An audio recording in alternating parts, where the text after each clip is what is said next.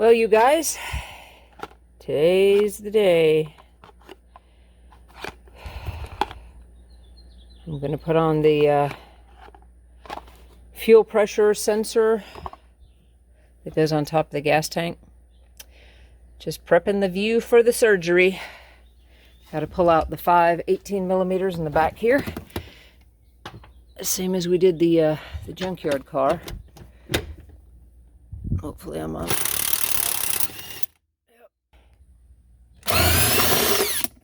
So there's your 1, your 2, your 3, 4th one,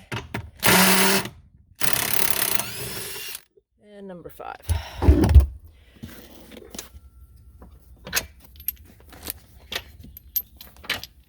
Yeah, that's the emergency tool bag. All right, so that's our little fellas in the back. And then, of course, in the front of the seat, I have the same E10s.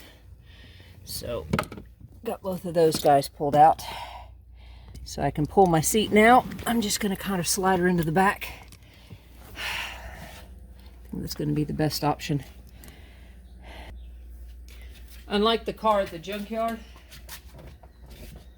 this one has the amplifier down here, and I believe the XM satellite OnStar box, whatever it is, because I've got the little antenna on the roof. That's what's over there. So I'm going to try and be careful when I do this so as to not damage them.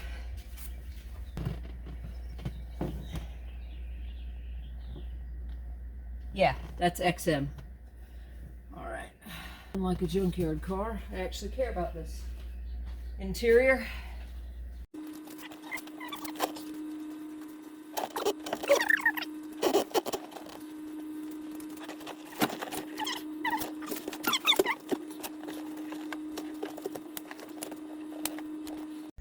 I could take it out, but I have some stuff going on with my back, and I do not want to be doing any more lifting from low positions. This is already stressful enough on it. So I have to do things a little more gingerly. I think that'll be good. So anybody who doesn't want to pull it out, that my technique might work for you guys. And you remember from the amp video, we just have our 10 and then our 10 here. Let's see what we got going on with the XM. Same deal. We've got our 10 and our 10 back here. All right, on our XM side, let's see if our... Yay, he was cooperative. As is that guy. Beautiful. Now, you remember we greased these guys, so hopefully they will be a little bit more compliant.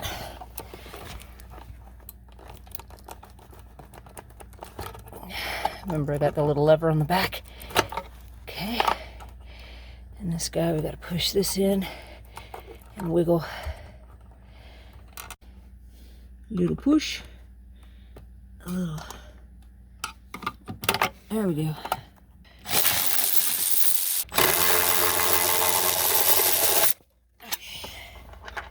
So there's those two. All right.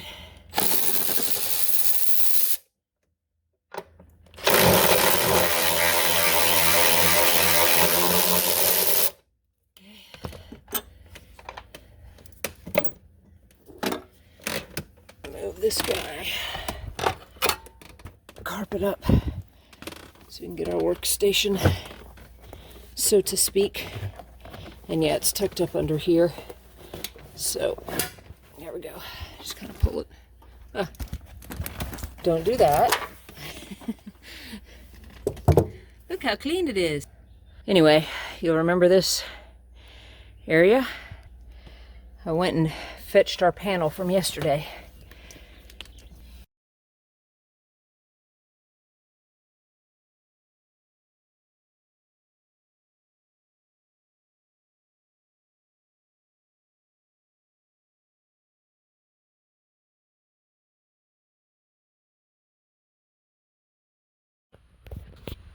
Kind of making some initial drawings with a China marker. I think they call these, yes, China marker. Just to get a plan of attack. At that big bulbous part, we got a sensor here. The fuel pressure sensor should be located about here. We've got the 3 lines going up here.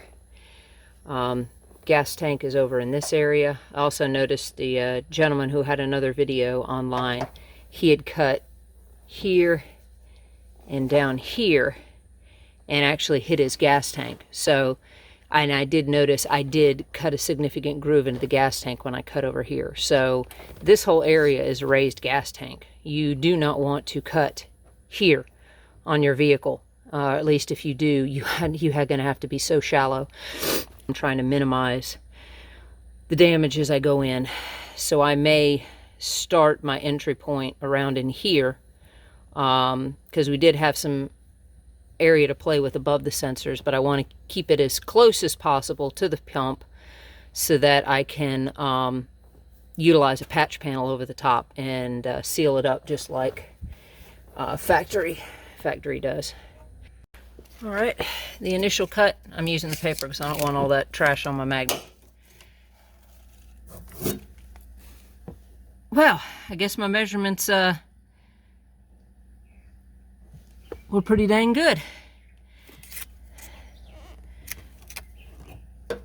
Right where I said to cut and right where the sensor was. Sweet. Over preparedness. Now, from that little peephole, I can pay better attention to where everything is as I cut larger. And the whole idea with the Dremel is better control, a thinner blade, and you see I'm not penetrating very much. Well, you can't see that, but literally I'm just the surface area. I have no surface area. I can't go too deep. So that was the whole idea. I don't want to have any damages to any of the lines.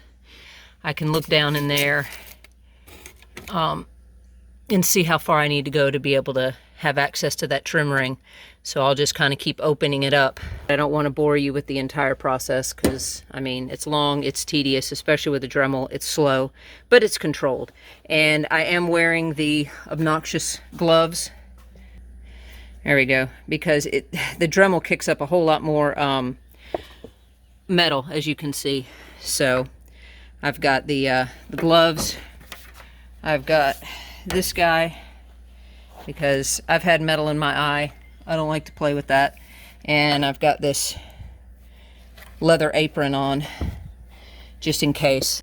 Another check-in with you folks. So my measurements have been spot on. The only thing I was a little bit off about is where this bulbous guy come out. I really wasn't much off. He just went further over. You can see where I drew him. I wasn't sure if he came under this or not. So he was a little bit further over that way. But that's why I very gingerly snuck up on him with the Dremel.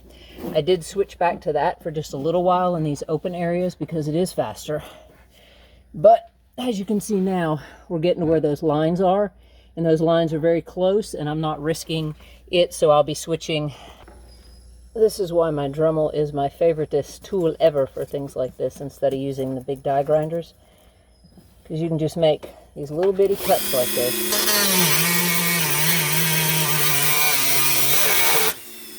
See how shallow and how short? Just that little bit as you walk along.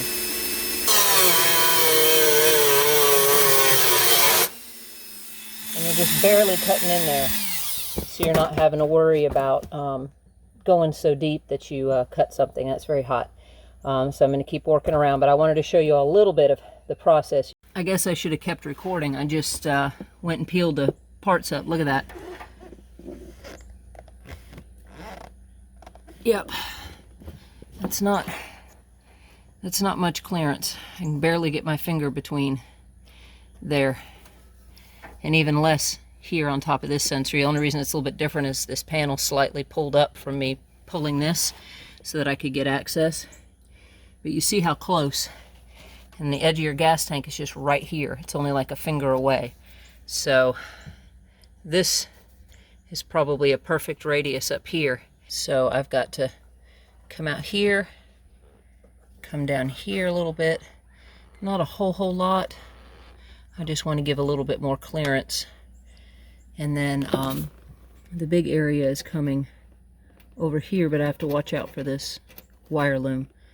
But looking from above, I have to come along here more. But yeah, it's coming out very well, and as you can see, my markings are pretty good. This is the edge of the gas tank that I marked right there. And yeah, I was a little bit generous by coming in a little bit more for safety. But yeah, we're doing pretty good. And there's a lot more room in there than I anticipated. Just want to be careful with the Dremels. These motors and bearings can let go if you overheat them too much. I had one die a sudden death of overheating because I pushed it too hard doing some cutting. So I tend to take it easy with it. Okay, had to let the Dremel cool again. This is a lot on that little guy. Anyway, I cleaned up around the area, did a little whoosh whoosh with a gentle brush, and vacuumed. I'll blow it out in a minute, but first I want to go ahead and I've got my new part. It's made in Singapore as well as the original. Hopefully this is a legit GM from Rock Auto. It said it was genuine GM. I know they've had some part number changes, but here's the sensor. It does look a little bit different, but over time they do change. It does have a manufacturing, well, this little timestamp on the back. You don't find a lot with a lot of excuse me, copies, and it does say Singapore. Don't know. Hopefully it's not a counterfeit. But to go ahead and start out, I'm going to gently lift this tab and walk this sensor back. I'm going to use two hands so I don't break the edge there. Okay, I just lifted with my thumb and gently pulled back, and it came right out of there, lickety split. I'm going to pause y'all. I'm going to clean a little more. I know, y'all probably saying, why clean the top of a gas tank? It doesn't matter, da-da-da-da-da. Well, I don't want to introduce any dirt into the fuel tank when I pull the sensor out. All right, let's see if I can get a little bit better leverage with that. And I've got this guy. It's just hard getting tools that will get in. I know y'all probably aren't being able to see much of anything.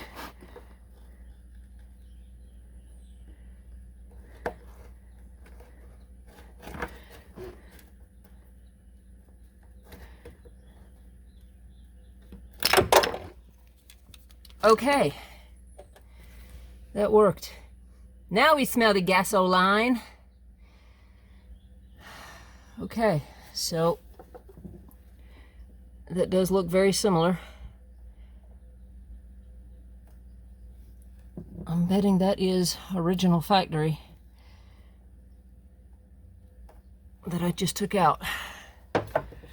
Well, now I smell gas. Hang on, I'm going to clean this with a vacuum. Okay. Now to gently get this bad boy in there.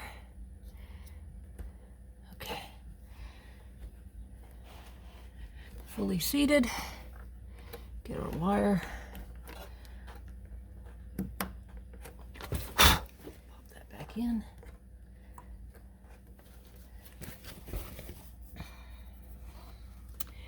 And technically, that's all there is to it. So if you were to have dropped the gas tank, it would be just that easy. Flip, plop, boom, you're gone and done. But of course, you know, in the real world, some of us can't do that. So I'm gonna let it air out a little bit to get all the gas fumes out, and then I'll finish cutting and check back in with y'all. All right, everything has been trimmed. That's the final hole, I guess you could say, and all the edges I hit with primer and then went back with gloss paint. So any sheen you see is not raw metal, it's actually gloss paint. And here's the measurements for the new patch panel. So I'm going to go to this outer white line and see how it feels. Point is I want to be sure that I have plenty of room, so when I run screws in, I'm not going to hit anything that I shouldn't. So, and I will refine the size of the patch panel accordingly, so that anywhere that I screw through the patch panel, I'm not going to run the risk of hitting anything. And obviously where those lines are, I'll mark them up on here again so that I can be careful not to hit anything. So I'll check back in when that's done. All right, you guys, checking back in. There is the patch panel cut, and here is the finished product, so to speak. Turns out the measurements I took were good enough. I got a little too close here. I should have taken it down a little bit more. I'm kind of close to the edge on the hole in there, but it'll work. So I went and put little dots on here. You can see a little bit of the China marker there, where I was aiming for the best placement for the screws and us to have even placement to get a nice firm seal. The back side, I put this, it's an adhesive neoprene. It's pretty similar to what they use there, like a foam. This is similar to what they use on taillights. I got it to do some custom spoiler work, and you always need gaskets for those things because they deteriorate. So I had it on hand. So this is what we've got. I went ahead and drilled, I think it was 1164 holes, so that I'm not actually cutting any threads into this top panel. I am cutting threads into the lower panel, and see, there's my orange outline of this guy, and so he sits on there like so, and once he's screwed down, he should be nice and solid. You see, he already kind of sticks anyway. Utilizing these ridges kind of help to lock it in place. I marked with a pencil through these holes where the holes would be coming through. The only one I got to be super careful of is this top one, because, you know, aim is critical with these lines here. But there's nothing that I'm going to hit. I checked all around those edges within the perimeter of this, and I'm golden. So, yeah, I wanted to overlap it as much as possible so we'd have our best sealing surface. And for right now, these are the cutting screws I had on hand from another GM car. You know, you pick all this extra stuff up in the junkyard. I wanted to use these as a load spreader, basically. The bigger ones have a littler one on top because I don't know that these are going to line up. Plus, the depth of this has me a little nervous, so I want to add the height using the double washers. I didn't have anything. The other one that I had was too short. I don't think it would have bit well enough, and this guy's just a little too long. So I'm going to roll with the washers as best as I can. Only issue I may have is this may be a little tight, and I may have to double up on the little guys. Otherwise, I think I'm pretty good. This one, I'm not sure how it's going to work because it's already on a curve. But there's nothing that is going to be a problem here. So that screw could technically go all the way through. But I want to give myself the best possible outcome. So load spreading is always a good idea. Oh, this guy may also be a problem. So he may need dual little ones, or he may just run raw, so to speak. But there's, yeah, no, I'm gonna put stuff under him. I don't want to risk it. But anyway, so that's the plan, is to go ahead and run those screws in. So give me a second and I'll get to rocking and rolling. All right, I got my hardware for my problem children. I think I'm just going to use some strategic washers. I'm going to look again at my holes. always better safe than sorry.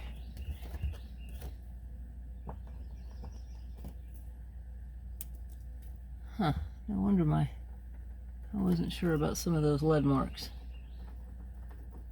It's pushing the pencil right and back in.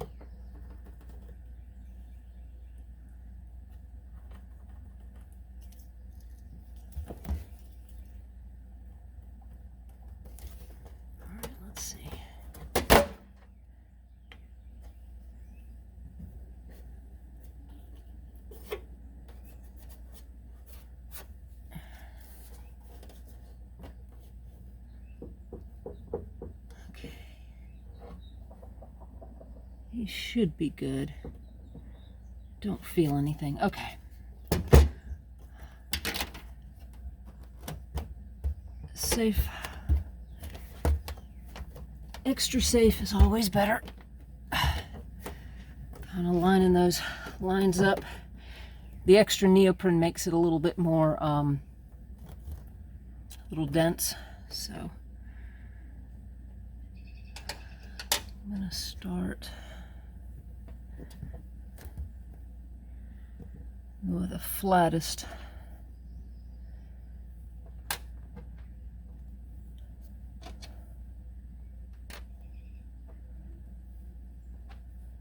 And these little guys are 7mm, and already having that pilot hole there should help.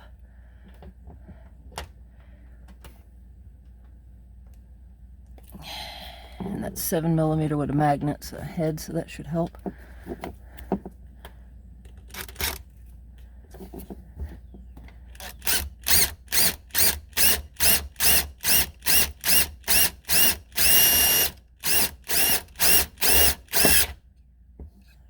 Okay, I'm not going to go hog wild, because like anything else, you kind of want to sneak up on these things. Otherwise, you introduce bad bits of torque. There we go. Okay. Don't want to bend anything. Then it would defeat the load spreader principle.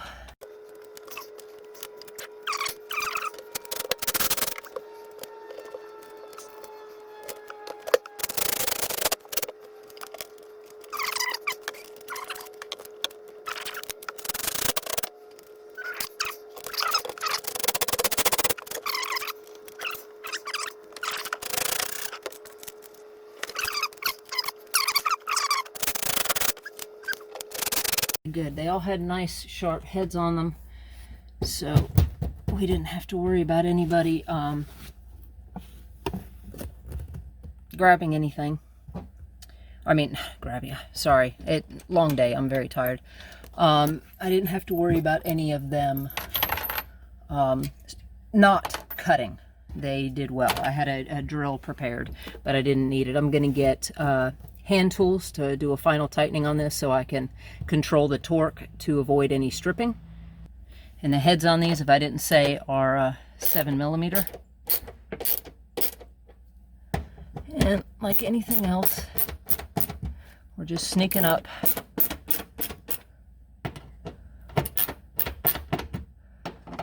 Crisscross, sorry. That was the one I took down a little too much and then had to bring him back. His washer moved. Hang on. Trying to keep those all in line.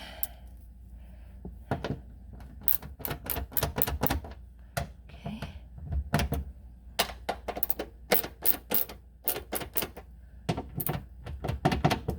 All right.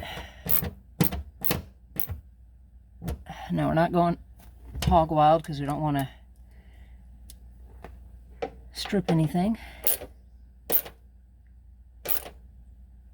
Okay.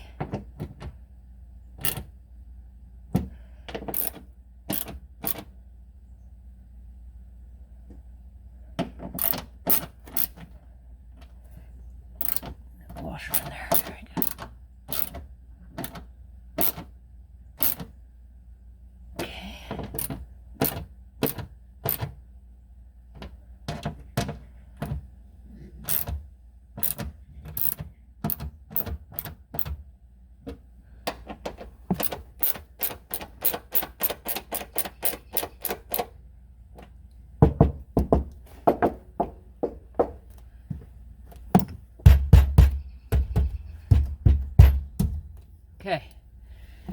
Everything feels solid, no jiggles. Like I said, I snuck up on the tightening. I didn't want to whir anybody through and strip out a hole. There you go. Now I officially have a fuel tank access door, fuel pump access door. There we go. That's the words.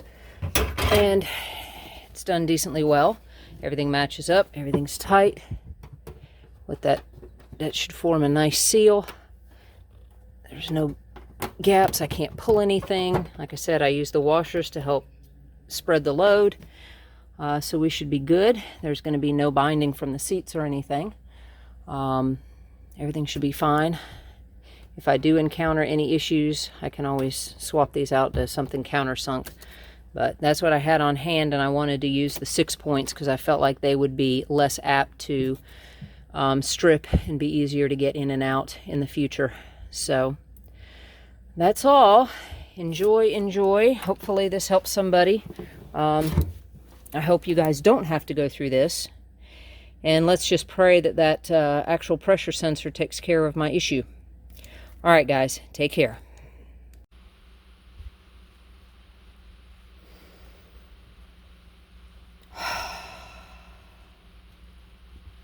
Yep. Hey, you guys, quick follow-up with you since I have replaced the fuel tank pressure sensor.